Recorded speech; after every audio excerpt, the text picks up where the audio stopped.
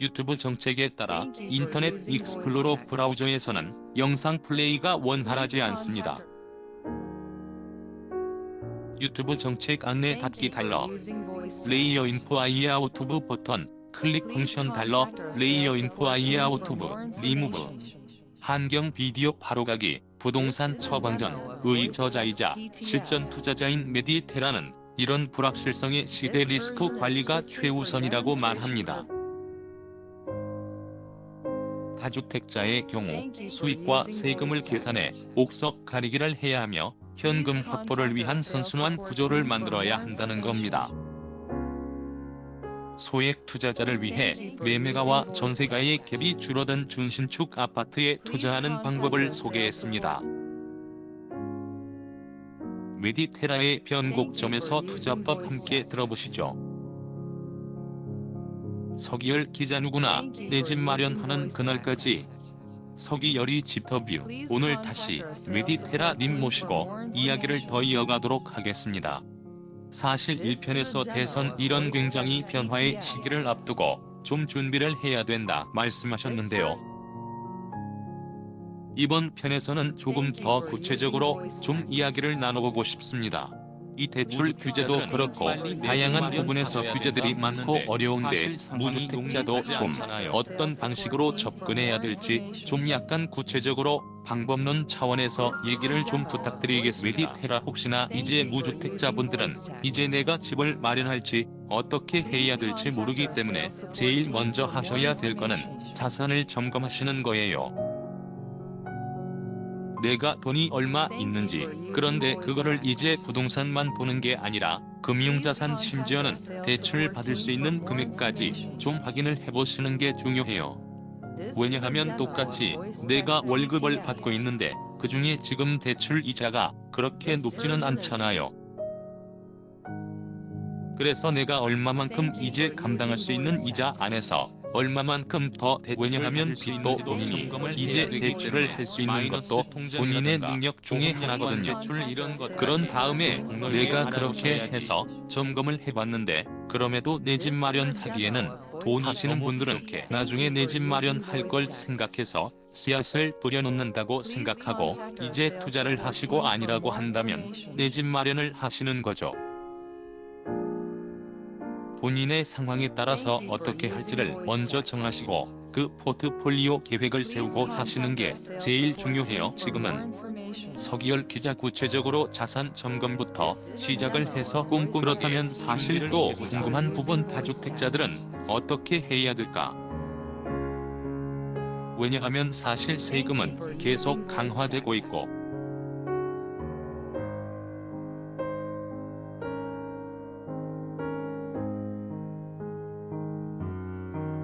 추가로 투자하기 솔직히 쉽지 않은 상황이잖아요. 취득세도 많이 내야 되고 다음 스텝 어떻게 가져가는 게 맞을까요? 매도를 해야 될지 보유를 계속 하는 게 나을지 메디테라 그렇죠. 그래서 추가 투자 힘들다고 걱정하시는 분들이 많은데 제가 투자자분들한테 뭐라고 하냐면 일반인과 투자자의 차이는 일반인은 돈 있을 때 투자하고 그냥 가성비 안 따지고 하는 분들이고 투자자는 1년 365일 투자해야 된다. 이렇게 말씀드리기도 하거든요. 사실 방법이 없는 건 아니거든요. 그러니까 방법과 전략을 바꿔서 하면 방법은 계속 있어요. 그래서 사실 지금 막 추수의 계절이냐, 모내기 하는 계절이냐, 이거에 대해 논란이 많기도 한데 이모작의 시기다라고 저는 말씀을 드리거든요. 해야 되고 모내기도 해야 된다라고 서기열 기자 두 개 다 뿌리기도 하고 거두기도 해야 된다.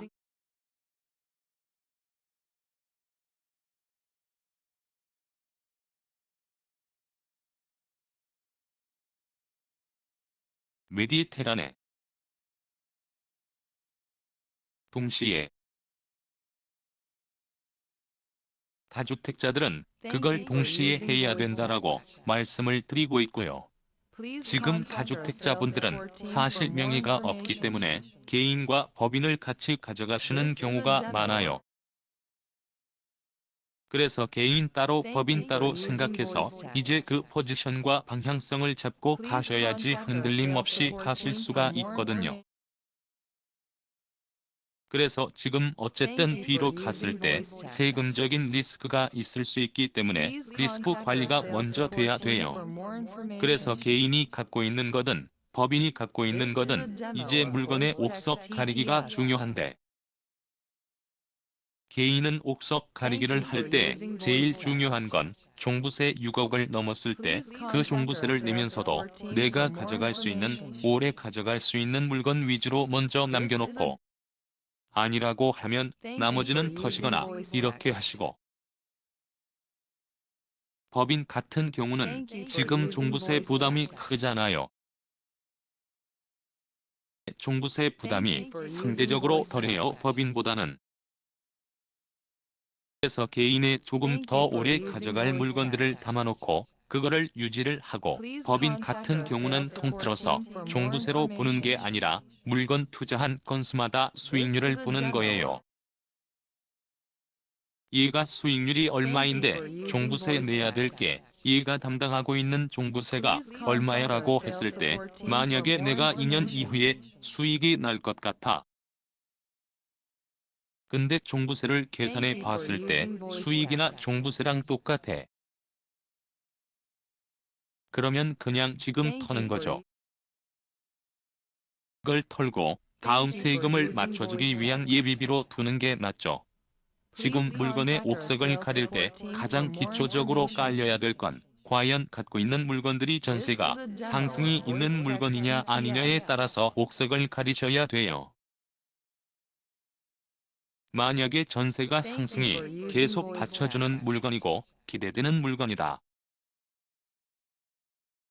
그러면 향후 세금이 올라도 전세가가 상승해서 만기가 됐을 때 돌려받는 금액이 훨씬 크거나 기대되기 때문에, 그러면 이제 세금적인 리스크가 없거든요. 이열 기자 그렇네요. 지금 한 1년 정도는 좀 부담이 있을 수 있지만 다음 세입자를 받거나 저도 실질적으로 이제 투자를 하니까 그 리스크 차원에서 제가 그 부분을 많이 고민을 하거든요.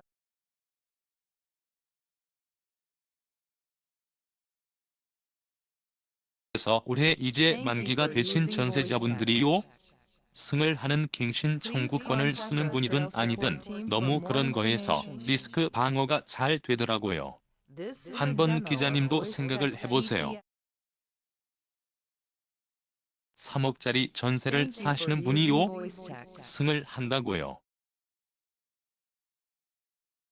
그 물건을 대부분 다주택자 분을 한두 개 갖고 있는 게 아니거든요. 그걸 여러 개 갖고 있고, 그리고 이번에 갱신 청구권을 쓰라고 해도 못 쓰시는 세입자분들이 진짜 많았어요.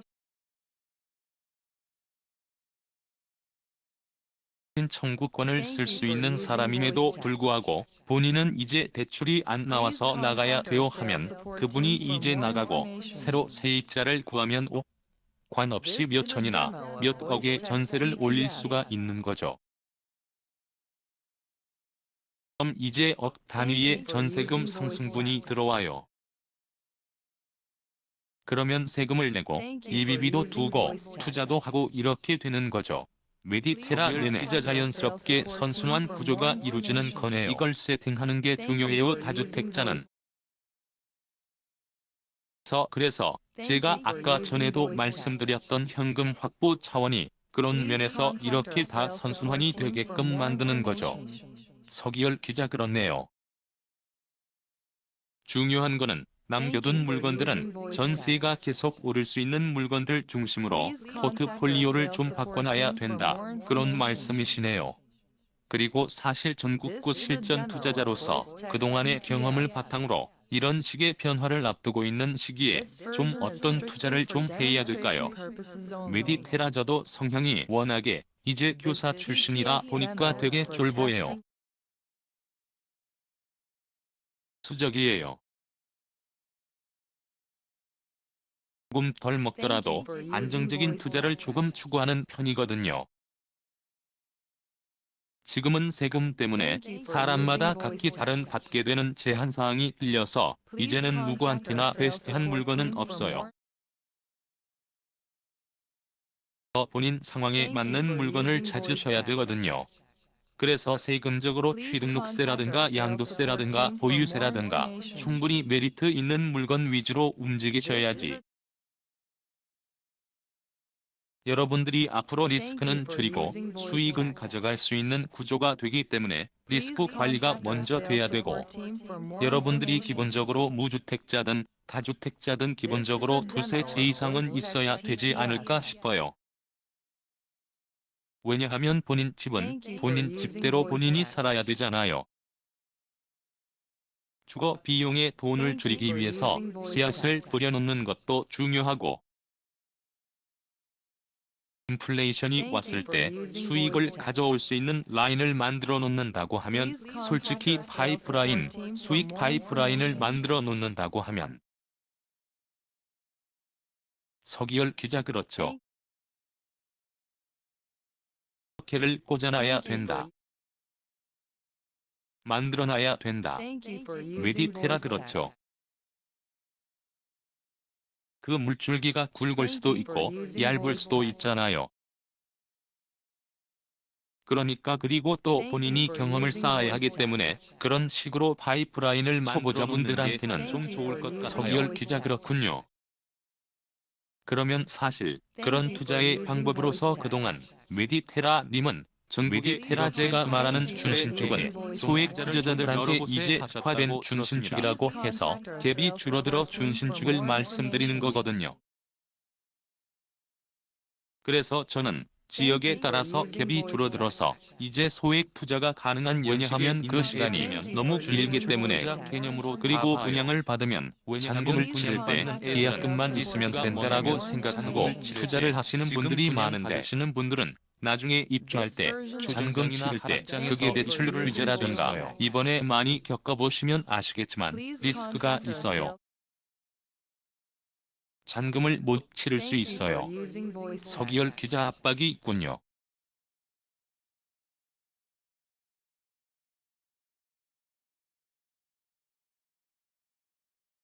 디테라 그러면 돈을 날릴 수가 있거든요. 재개발, 재건축은 전세가가 워낙 낮아요. 아파트가 오래됐다 보니까 세입자를 구할 때 높은 전세가를 받을 수가 없어요. 대부분 막 7억, 이렇게 5억 이렇게 해도 전세가는 1억이나 5천만 원, 7천만 원 이렇거든요. 그러면 소액 투자자분들은 절대 접근할 수 없는 분야가 재개발 재건축일 수가 있어요. 리스크를 다 빼고 보니까 준신축 투자가 그나마 리스크가 없겠다라는 생각이 들었어요. 또 준신축이 좋은 이유가 옆에 분양을 하잖아요. 근데 네가 분양을 안 받았어. 근데 분양하는 아파트가 가격이 날라가요. 그럼 그 옆에 있는 대장 아파트 원래 신축의 분양 전에 있었던 대장 아파트가 준신축급이잖아요. 뒤따라가요. 그리고 옆에 이제 재개발 재건축이 있어요. 난 돈이 없어서 재개발 재건축 못했어. 옆에 있는 재개발 재건축이 단기간 빡빡 하면서 가격이 쫙 올라줘요. 그럼 그 옆에 있는 애들도 같이 올라가거든요.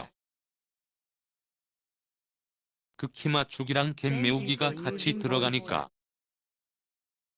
서기열 기자 재개발 재건축 지역 옆에 있는 아파트 메디테라 내내, 그러니까 리스크도 안 갖고 있으면서 양쪽의 수혜는 같이 받을 수 있는 게 이런 준신축 투자거든요. 서기열 기자 그렇군요. 서기열 기자 그렇네요. 메디테라 그러면 좀 사례를 좀 이렇게 좀 들어서 설명해 주실 수 있을까요? 메디테라 내내.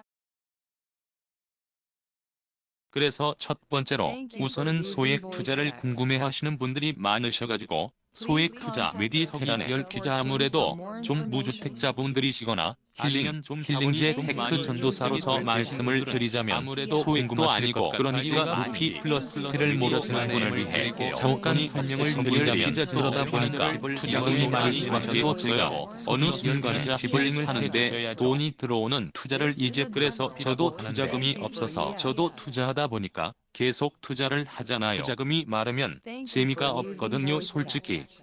서기열 기자 총알이 없으니까.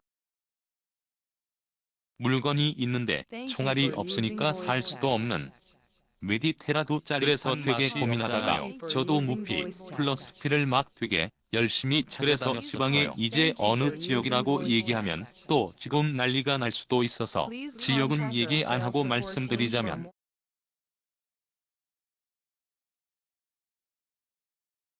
물량이 막 많이 이제 공급 물량이 쏟아졌던 지역이에요. 가격이 많이 조정받았죠. 그래서 원래는 개가 가격이 1억 3천, 1억 2천까지 가격이 떨어졌어요. 그래서 가격이 그렇게 떨어지면 어떻게 돼요? 전세가도 같이 떨어지겠죠. 그래서 전세가도 원래 1억 5천, 1억 8천만 원 하던 A인데 전세가도 막 1억까지 떨어졌었거든요. 그러다가 이제 그렇게 역전세를 몇 번, 두 번 맞았었어요, 이 지역이. 그러니까 거기에 사는 전세 사는 분들도 너무 불안하고 이제 역전세를 두 번 맞은 집주인분은 엄청 떨리겠죠. 서기열 기자 돈을 계속 내줘야 되는 상황인데 메디테라 그러니까 이제 진절머리가 난 거죠. 4년 동안.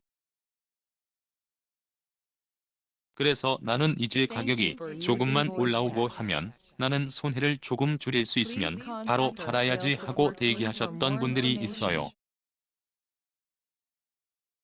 그런 물건을 사는 거죠.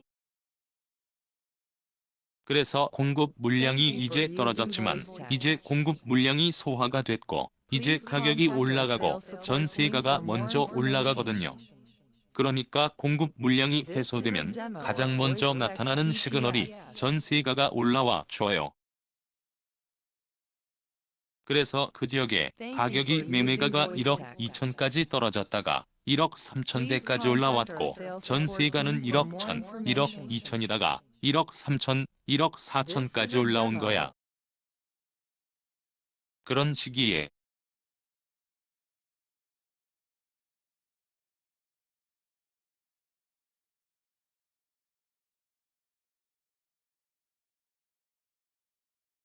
그런 시기가 되게 짧게 나타나요. 무피 플러스 피가 되는 지역과 시기가 딱 짧게 나타나거든요. 그때 제가 그래서 거기에 물건을 좀 여러 개 했었는데 그때 제가 1억 3천 대의 물건을 사서 1억 4천5백에 전세를 놨어요. 사고 나서 저는 취등록세까지 다 그 돈으로 내고도 오히려 몇백만 원의 수익이 났었거든요. 그래서 제가 그걸 1억 3천 대에 샀다고 했잖아요. 지금 그게 지금 2억 대에 매매가 되고 있어요. 기자 몇 천만 원을 더 버신 거네요. 메디테라 내내.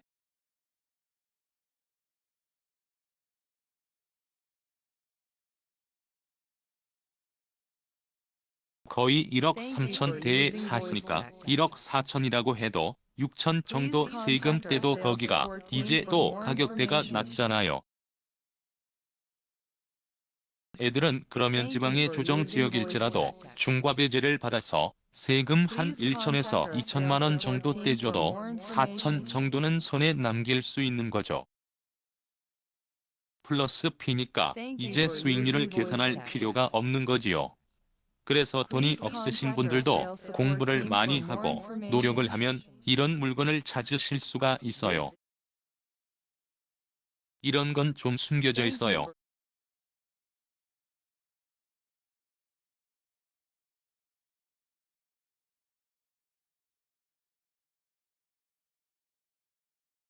또 이제 약간 노력이라고 제가 말씀을 드려요. 좀 돈이 있는 사람은 그럼 어떻게 하냐? 특히 저는 돈이 없어가지고 본인 제 집을 팔고 길거리에 나앉을 생각을 하고 저는 강남 3구로 입성을 했거든요. 그러니까 실거지로 옮긴 건 아니고 투자 물건 자체도 이제 강남 3구에 이제 깃발을 꽂고 싶어가지고 저희 집을 팔고 저는 전세로 내려와 앉고 이제 그 돈을 이용해가지고 가치 투자식으로 해가지고 강남 3구에 입성을 했었는데 강남도 아까 전에 말씀드렸듯이 2020년에 임대차 3법이 발현이 됐을 때 갑자기 갭이 이렇게 줄잖아요. 그럴 때 내가 갖고 있는 실투금 안에서 약간 도전을 하는 거죠. 메디테라 중신축 안에서 제가 말씀드린 대로 정책이 이렇게 왔다 갔다 할 때 아까 말씀드린 대로 이렇게 사람들이 안 움직일 때 멈춰. 이렇게 딱 하고 있는 관망세에 들어가서 몇 개월 만에 제가 그때 2017년 초에 사가지고 계약서를 1월에 쓰고 3월에 잔금을 쳤었거든요. 근데 그 2개월 사이에 2억이 올랐었어요. 서기열 기자 계약을 먼저 했는데 그 사이에 2억이 올라서 17년도 많이 올랐던 시기죠. 메디테라 그래서 그전에도 이미 그 단지는 매년 1억씩 올랐던 단지고 가격도 이미 5억 이상의 급의 물건이었는데 그때 이제 서울 물건을 어떤 식으로 쳐다봤냐면 가격이 더 오를 수 있을까? 이미 너무 많이 올랐는데 지금 막 10억, 20억, 30억 하는 애들이 더 오를까? 이런 의구심을 많이 가지시거든요. 근데 과연 그러면 이것보다 더 안 오를까라고 생각했을 때 그렇지 않을 수 있다라는 거죠. 그런 식으로 한번 투자를 해보셔도 너무 좋을 것 같아요.